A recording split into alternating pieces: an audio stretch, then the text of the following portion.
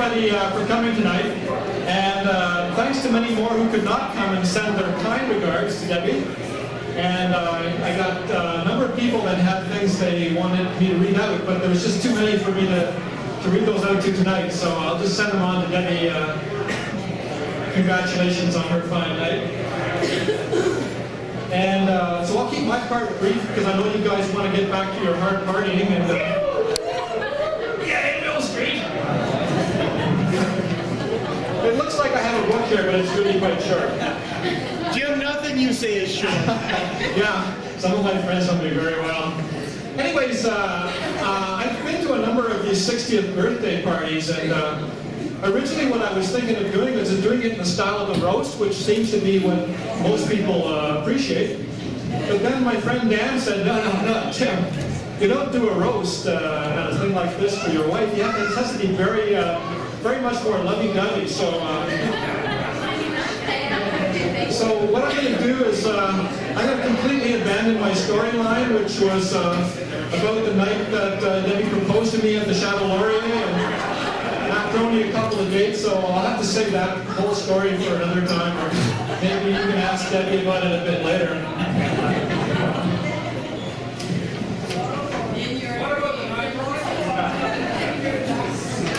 Anyways, for most of us that have attained the age of 60, can I see a show of hands? How many people are actually 60 in this room?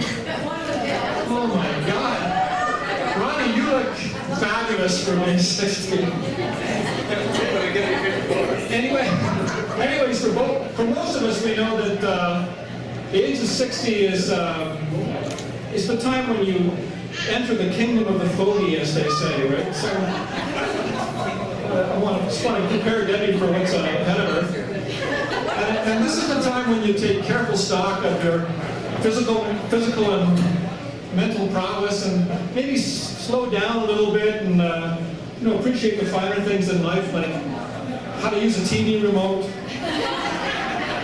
and maybe how to best remember where you lost your car keys, and these sorts of things that we that attain the fine age we know very well.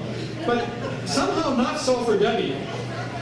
As you can see from the pictures that have been going around all night, I don't think Debbie's aged tall in the last 20 years. She looks exactly the same as she does on these pictures from 2 decades ago.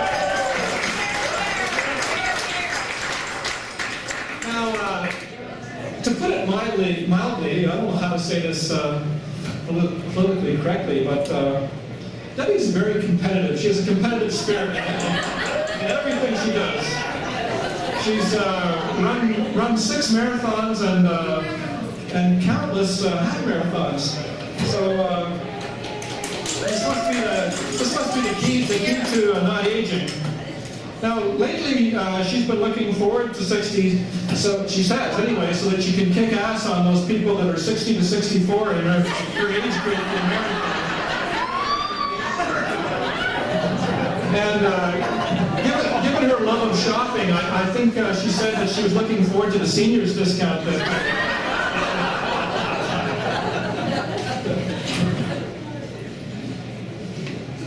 Now, on a more serious note, or less serious note, one of Debbie's finest qualities, I think, is her unsurpassed capacity for caring for other people or for her family and friends. Debbie's always the first one to volunteer when it comes to helping out folks, whether it be wedding showers or baby showers or countless family dinners for birthdays and anniversaries and everything. And I think she does these things, and the way she does these things, I think it shows. That's her way of showing her love to her family and friends. It's the way that she shows that.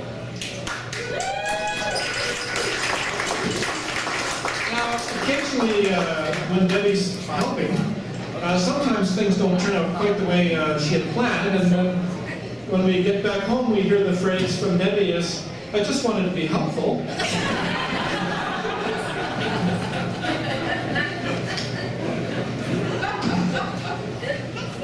Now, for our little immediate family of Debbie and me and our 3 sons, James, Devin, and Paul, our daughter-in-law, Carolyn, and our 2 little grandkids, Cameron and Kylie.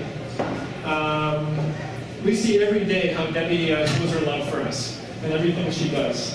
In fact, my little grandson Cam loves to call her Debbie darling. And when he's not calling her that, he calls her Dama. And for me, I think no man could possibly want a finer wife and partner.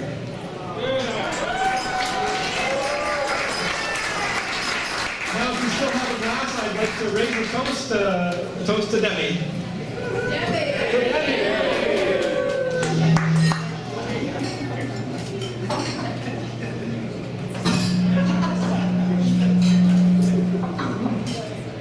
Little rock and roll feedback there. Now, I think Barb Gamble was going to come up here and take over this show.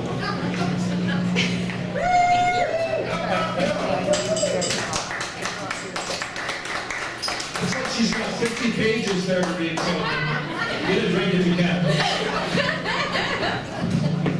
Always got lots to say. So, Jim, thank you so much, Jim, for getting us all here together to celebrate Debbie, because, boy, does Debbie deserve it. We love you, Deb. I've known Debbie for over 40 years now, actually about the same amount of time as Jim has. So Jim and I have repeated that. I'm afraid I'm going to make this a little shorter because we both know Debbie's great qualities, and I've got a few of them here crossing over. I too agree with Jim all the way from that sound about how Debbie looks. Wow. They say 60 is the new 40, and she sure is an example of that. But Debbie, the energy that Debbie had when I first met her at 18, she still has now.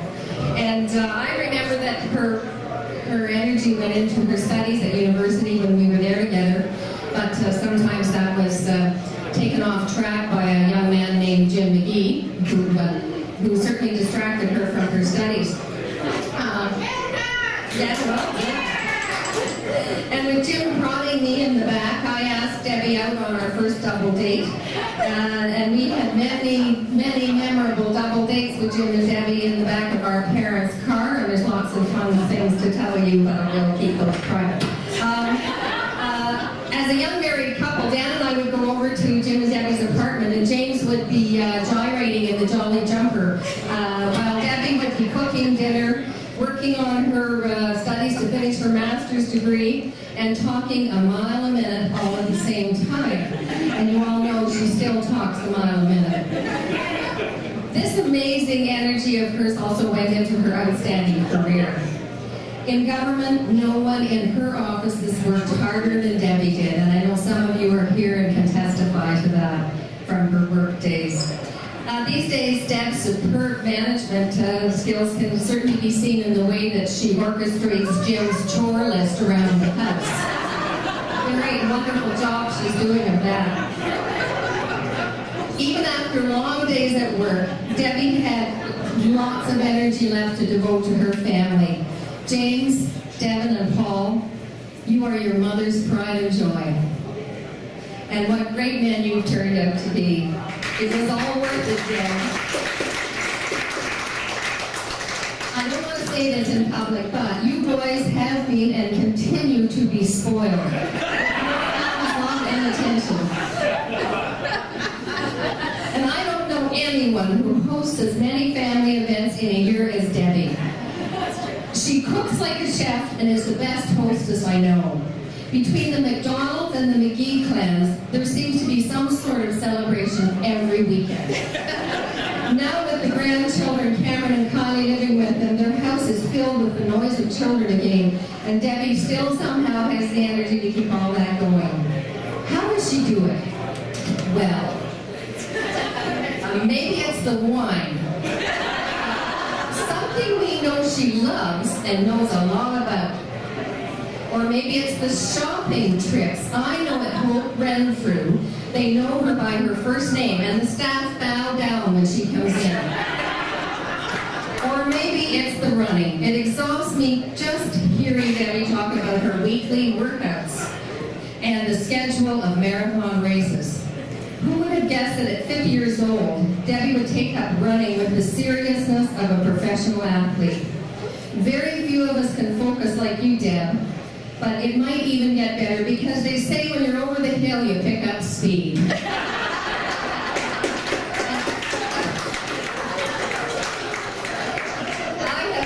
Many happy memories of times we spent together, visiting art galleries in major cities, seeing some of the best rock bands in the world, traveling to far-off places and getting lost together in every city, despite Jim's confidence in his GPS.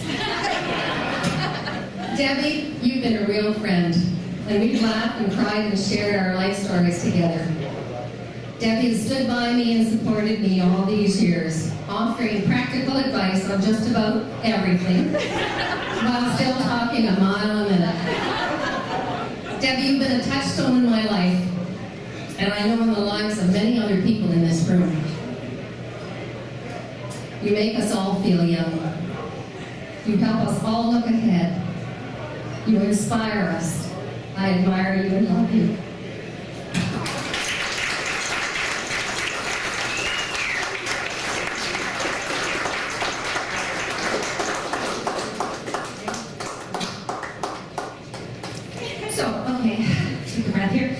Before I close and do another toast to Deb, there's a couple of other friends in the room, Irene and Debbie, who are going to join me to do a little tribute song that I put together for them. On the occasion of Debbie's birthday, we'd like to sing our song called Our Debbie Is So Loverly. Here we go, ladies. Together. All she needs is the street somewhere. Fast running shoes, she has several pair. Running marathons with flair. Our Debbie is so loverly. Pilates keeps her oh so lean. Lots of showers, she's a clean machine. Great to be on Debbie's team. Our Debbie is so loverly. Oh, so busy when she cooks the many family meals, shopping through the stores with ease, looks like such a breeze. Our government now it's in a mess. Debbie's no longer at her desk. She's not missing all that stress. Our Debbie is so lovely. All their friends often she does greet. Jim doing dishes to Debbie's beat. All those parties are no mean feat. Our Debbie is so lovely. Lends a hand to many things within her neighborhood. The kind of friend you want when you need to be understood. Travels around the world, seeing all the sights. Keeping up with Debbie can give you such a fright. She's such fun and oh so bright. Our Debbie is so lovely. We're so happy Debbie is our friend.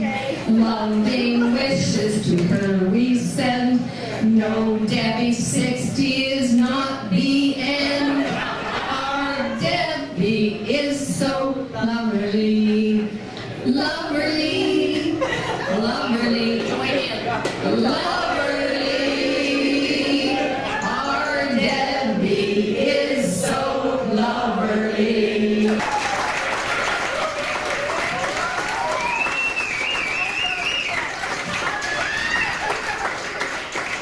Happy birthday to you. Happy birthday, dear Debbie.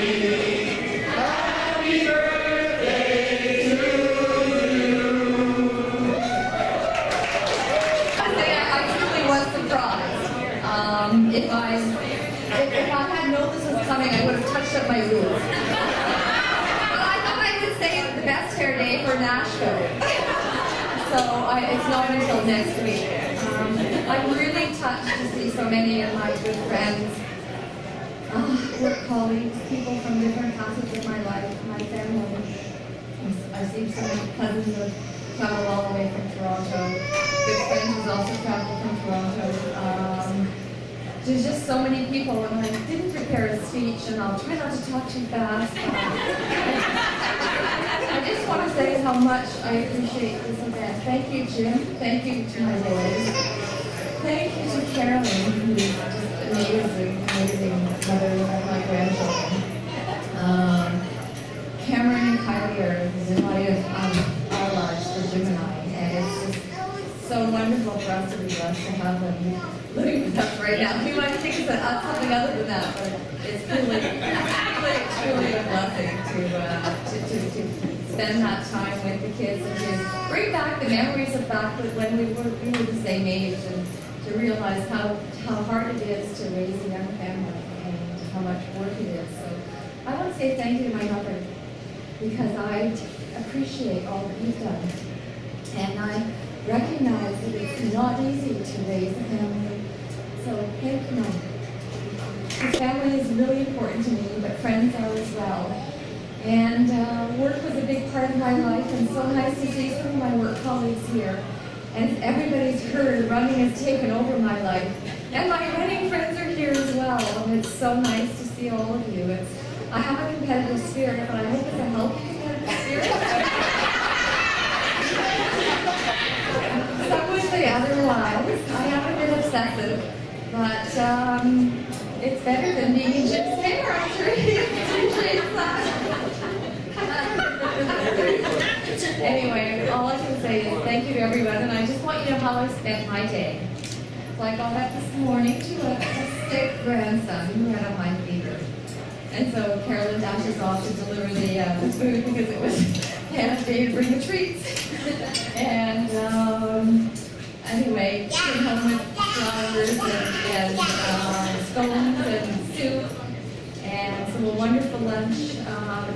Put my Boston Marathon jersey on. Went for a 6K, short of shy 6K, to be honest with you, run. And then I applied my CPP.